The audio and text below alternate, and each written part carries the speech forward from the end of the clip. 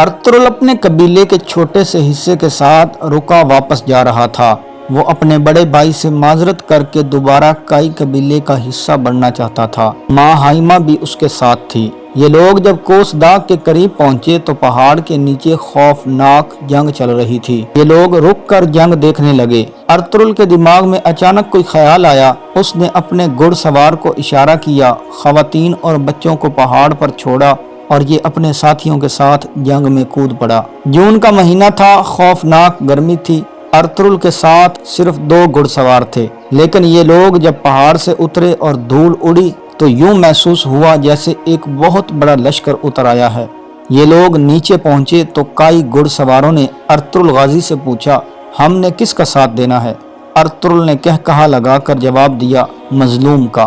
آپ یہ جان کر حیران ہوں گے کہ ارطغرل غازی اور اس کے گھڑ سواروں کو اس وقت تک قطعی یہ علم نہیں تھا کہ جنگ کن کے درمیان ہو رہی ہے اور ان میں ظالم اور مظلوم کون ہیں۔ یہ لوگ بس بلا وجہ اس جنگ میں کود پڑے تھے اور دونوں لشکر انہیں اپنا ساتھی سمجھ رہے تھے۔ یہ لوگ میدان کے قریب پہنچ کر رکے۔ انہوں نے مظلوم کا اندازہ لگایا اور دوڑ کر اس کی طرف سے لڑنا شروع کر دیا۔ دوستو، چونکہ یہ تازہ دم تھے، ماہر تلوار باز تھے اور بہادر تھے، لہٰذا یہ لڑنے لگے تو مظلوم لشکر کو حوصلہ ہو گیا۔ اکھڑتے قدم جم گئے اور وہ جی جان سے لڑنے لگا۔ یوں دیکھتے دیکھتے جنگ کا پانسا پلٹ گیا۔ ہارتا ہوا لشکر جیت گیا اور جیتی ہوئی فوج پسپا ہو گئی۔ جنگ ختم ہوئی تو ارطغرل کو پتا چلا کہ اس نے سلجوق سلطان علاء الدین کیقباد کی مدد کی تھی۔ سلجوق سلطان منگولوں کے ساتھ لڑ رہا تھا۔ وہ یہ جنگ تقریباً ہار چکا تھا اور اناطولیہ کی سلطنت اس کے ہاتھ سے نکل چکی تھی۔ لیکن پھر جب ارطغرل غازی غیبی مدد بن کر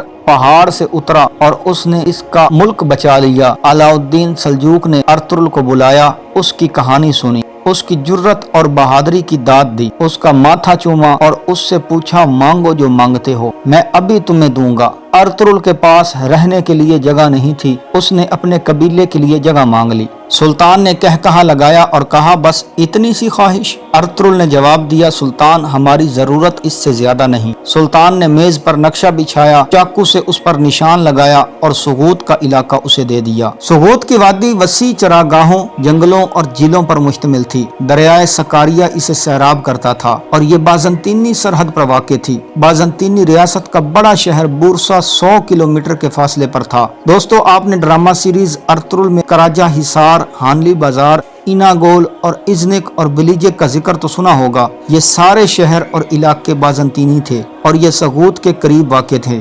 سلطان علاء الدین نے یہ وادی ارطغرل کے حوالے کرنے کے بعد اسے بازنطینی شہر فتح کرنے کی اجازت بھی دے دی اور اسے اپنا مشیر خاص بھی بنا لیا۔ ارطغرل نے واپس جانے کے بجائے اپنا قبیلہ لیا اور یہ دریائے سکاریا کے ساتھ سغوت کی وادی میں آباد ہو گیا اور اس نے سغوت شہر آباد کرنا شروع کر دیا۔ کئی قبیلے کے لوگ مختلف ملکوں اور علاقوں سے آتے رہے اور اس کے ساتھ جڑتے رہے۔ اغوز قبائل کے مجبور اور مسکین بھی اس کے پاس آتے تھے اور وہ انہیں پناہ اور زمین دے دیتا تھا۔ ارطغرل کی کہانی سغوت میں پہنچ کر ختم ہو جاتی ہے۔ وہ حقیقت میں باقی زندگی اس علاقے سے باہر نہیں نکلا اور اس نے خود کو وادی تک محدود رکھا۔